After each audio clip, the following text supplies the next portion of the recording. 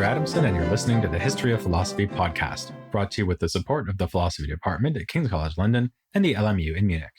Online at historyofphilosophy.net. Today's episode, I'll Teach You Differences, British Scholasticism. Here's my favorite anecdote about Oxford University. In the middle of the 19th century, so the story goes, the beams in the roof of the new college dining hall needed to be replaced. The fellows of the college asked the forester whether he could help. He replied, "We were wondering when you'd ask," and explained that a grove of trees had been planted 500 years earlier and protected by generations of foresters for exactly this purpose. Though it seems that this story isn't entirely accurate, it does convey a deeper truth about Oxford. As one of Europe's oldest universities, it is distinguished by tradition and very long-term planning.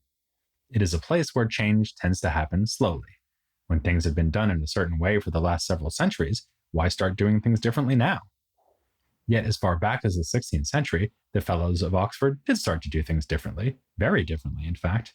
Even this already long-lived institution could not remain untouched by the intellectual and spiritual upheavals of the Renaissance and Reformation. Some of the changes were at the institutional level. The establishment of grammar schools meant the universities were not the only place where the young could study. Thanks to this development and the rise of Protestantism with its focus on reading scripture for oneself, literacy became more widespread, at least among boys and men. The period also saw the emergence of other institutions of higher education. Notably, the Inns of Court in London, which had existed for some time, became an important center of legal study and general education in the 15th and 16th centuries. At the old universities, meanwhile, students increasingly took instruction directly from masters in an early version of the tutorial system that is, of course, still in use at Oxford and Cambridge to this day. They might even live in the homes of their tutors. Elite students would hire their tutors directly, often satisfying themselves with gaining general reading and mathematical skills without bothering to finish off their degree. Poorer students kept the wolf from the door by working as servants for their well-born classmates, as we saw Edmund Spenser doing. And then there were the changes to the teaching curriculum.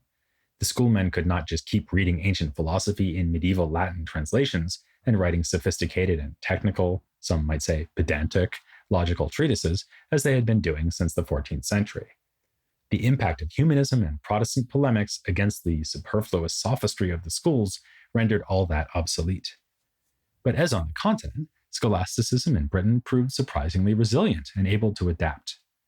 Around the end of the 15th century, university masters were still working within the framework familiar to us from our look at late medieval philosophy, yet they were already innovating within that framework in ways that foreshadowed more radical changes to come. We'll be illustrating that with the thought of a Scottish philosopher who established himself at Paris named John Mair or John Major. He wrote his name in both ways. He was born near Edinburgh in about 1467 and studied at Cambridge University, then Paris, where he rose to the level of teaching theology at the Sorbonne.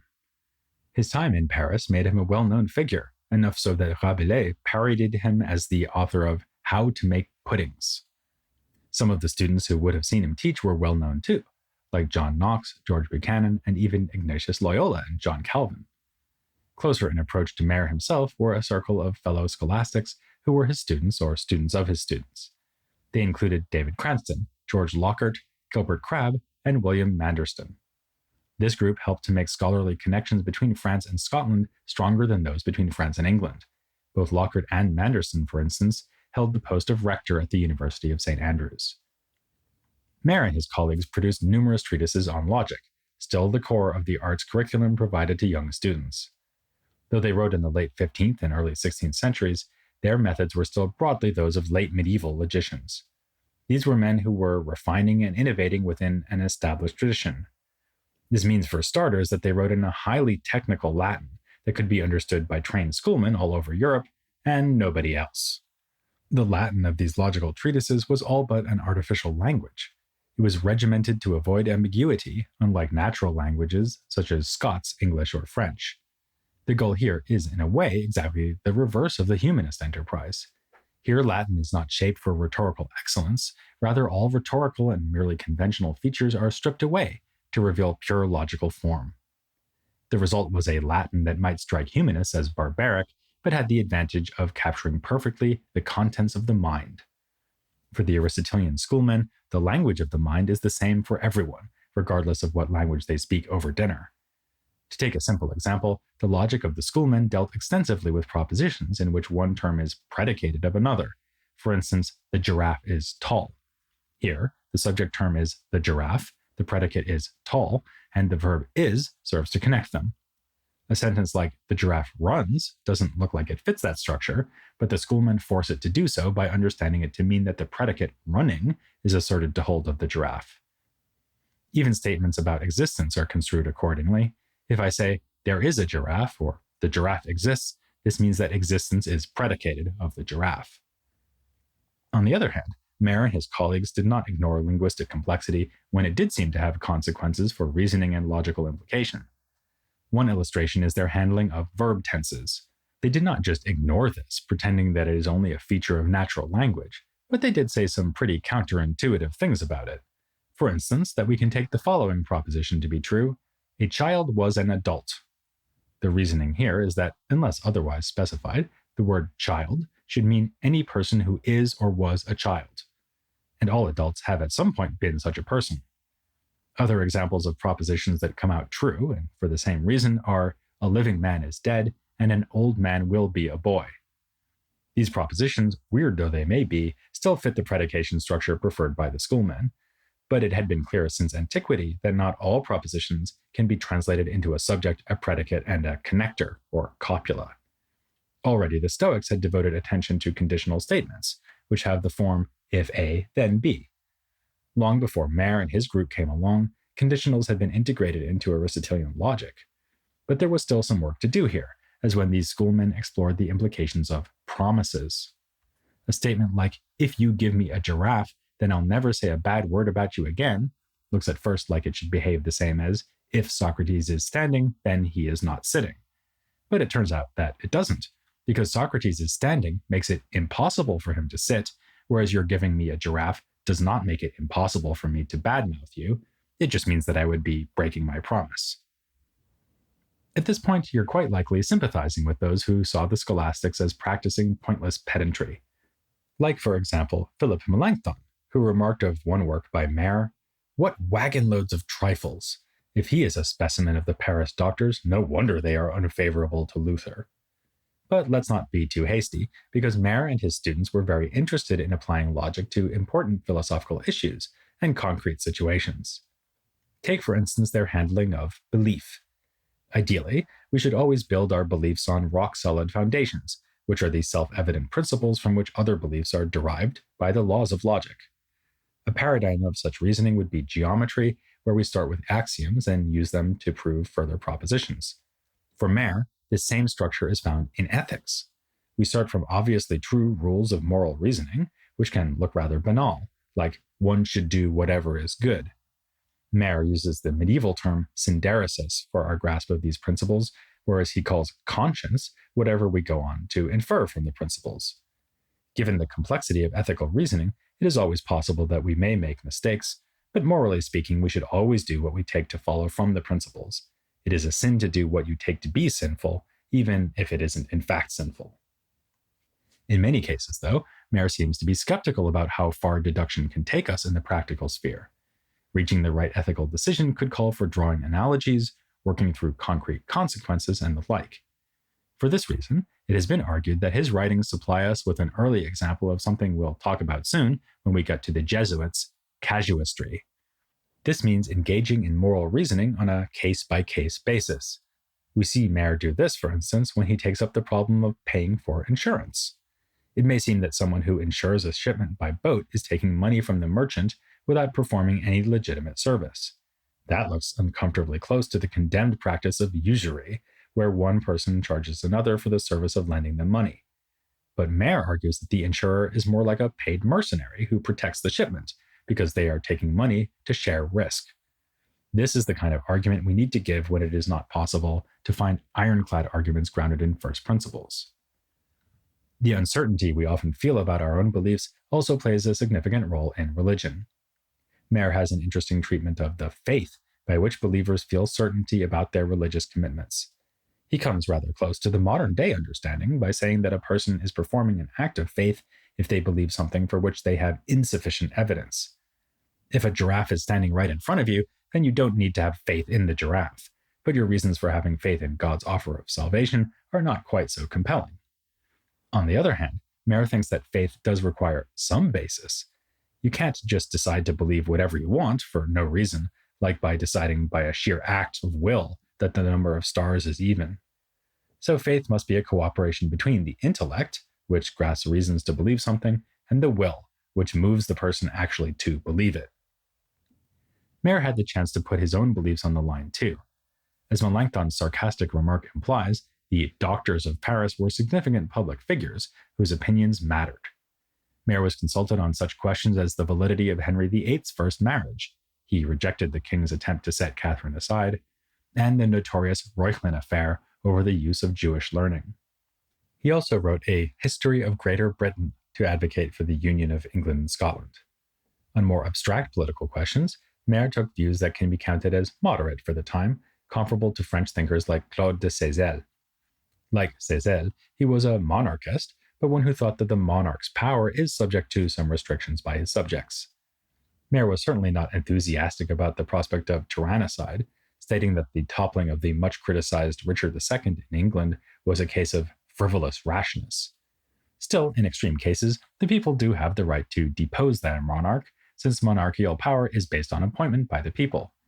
He drew a typical scholastic distinction here, explaining that the ruler is normally, in Latin regulariter, in authority over the subjects, but the people retain a dispositional, habitualiter, authority. His views on church government were similar. The Pope, like the king, is an instrument by which the community secures its own welfare, but in spiritual instead of temporal affairs. As far as I know, no historian has ever thought to compare John Mair to Margery Kempe, which is understandable enough. Mair lived a few generations later and had almost nothing in common with her, except this: both of them seem to fit a late medieval rather than Renaissance context.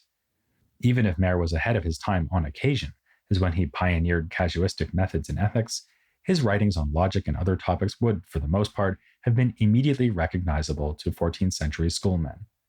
Many of the ideas I just mentioned appear in his commentary on the Sentences of Peter Lombard, which had, for centuries, been the standard occasion for theological discussion. It was this commentary that prompted Melanchthon's damning assessment, actually. His circle was already feeling the pressure of such criticisms. David Cranston began his own commentary on the same work with a dialogue where two speakers debate the value of scholasticism. Cranston distances himself from time-wasting technicalities, but emphasizes that often legitimate theological concerns do call for sophisticated and advanced reflection. Given the cultural forces arrayed against this approach, though, it could easily have died out, and John Mair has sometimes been called the last scholastic. But he really wasn't. Certainly, there were cultural developments on the horizon that would pose a challenge to the approach taken by Mair, which was both traditional and demanding in its technical sophistication. The religious and intellectual upheavals of the 1520s and 1530s looked like they would render that approach obsolete. As we can see from evidence like a list of books for sale in Cambridge around 1530, British thinkers were barely consulted, while humanists like Rudolf Agricola, Lefebvre d'Etaples, and Philippe Melanchthon were flying off the shelves. Still, a couple of significant English publications came in the middle of the century, demonstrating that a need was still felt for at least introductory texts on Aristotelian logic. In 1545, the Dialectic of John Seton provided just that, while also integrating material from the rhetorical tradition, so beloved of humanists, from authors like Cicero and Agricola. Then, in 1551, Thomas Wilson's Rule of Reason broke new ground by presenting the basics of scholastic logic in English. Wilson described his project as follows: "I have essayed through my diligence to make logic as familiar to the Englishman as by diverse men's industries the most part of the other liberal sciences are." In terms of its content, the Rule of Reason was hardly innovative. The material covered is pretty much what was taught by professors of Aristotelian logic in 5th century Alexandria, 10th century Baghdad, or 13th century Paris. But Wilson's approach is unusually engaging. In Aristotelian dialectic, argument forms are called topics, which literally means places, from the Greek topos. So Wilson compares devising arguments to hunters looking for signs that might point to rabbits or foxes. He also shows how to apply logical tools by giving an extended example, on the question of whether priests should be allowed to marry. More entertaining still, though unintentionally so, is Ralph Lever's 1573 work, The Art of Reason, which is again distinguished not so much for its content as its delivery. Lever tried to crowbar properly English terminology into Aristotelian logic, proposing such novel vocabulary as backset, say what, foresay, and end say to mean respectively predicate, definition, premise, and conclusion. But English authors were going to have to do more than come up with amusing neologisms to save Aristotelianism from irrelevance. Charles Schmidt has written that by 1565, medieval logic had virtually disappeared, humanist rhetoric had won the day, the cultivation of Greek had advanced on a broad front, and the medieval mainstays of natural philosophy and metaphysics had retreated from the central place they had once held in university curricula. Yet Schmidt made this remark to set the context for what he calls a second wind for scholasticism in the late Tudor period. The central figure who justifies this claim is John Case, who was starting out on his undergraduate degree at that same time, the mid-1560s. He would devote his energies to many of the same fields that Mair and his colleagues had pursued a few generations earlier. Case held the line against the methods of Peter Ramus, which were in danger of seducing the students of the English universities into a simplified and anti-Aristotelian approach to philosophy. Against this, Case proposed a simplified and pro-Aristotelian approach. His works were mostly introductory textbooks and expositions of Aristotle's logic, practical philosophy, and natural philosophy. This material was not demanding for the young readership Case had in mind, but it drew on his deep expertise and reading.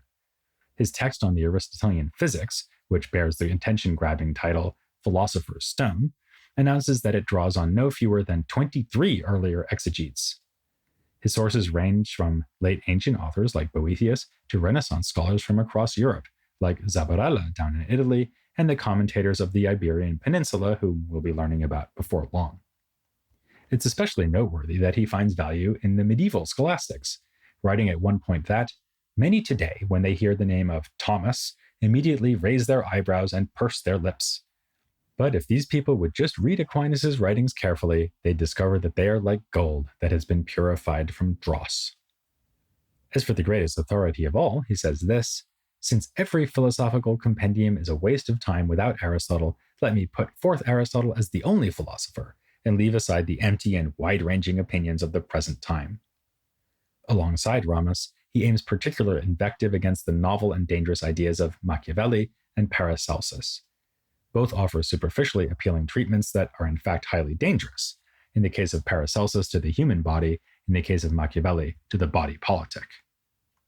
All this sounds very conservative, and perhaps it is, but Case was also a man of his time, a keen theater-goer who moved in the same circles as a man like Philip Sidney, a group who Schmidt describes as some of the most orthodox, most influential, and most highly placed figures of the period.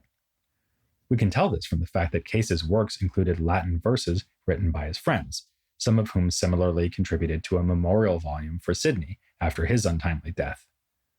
Case also cites Sidney in his discussion of marriage, which is found in his exposition of a work on household management incorrectly ascribed to Aristotle. Case's awareness of humanist philology is shown by his discussion of its authenticity, which cites Lefebvre d'Etaples in the course of rejecting the second part of the work. Given that context, Case's views are downright romantic. He insists that one should marry for love and not advantage, and that it is good for a husband to think his own wife the wisest, justest, and most beautiful, most greatly to be feared and venerated, even if she is not so.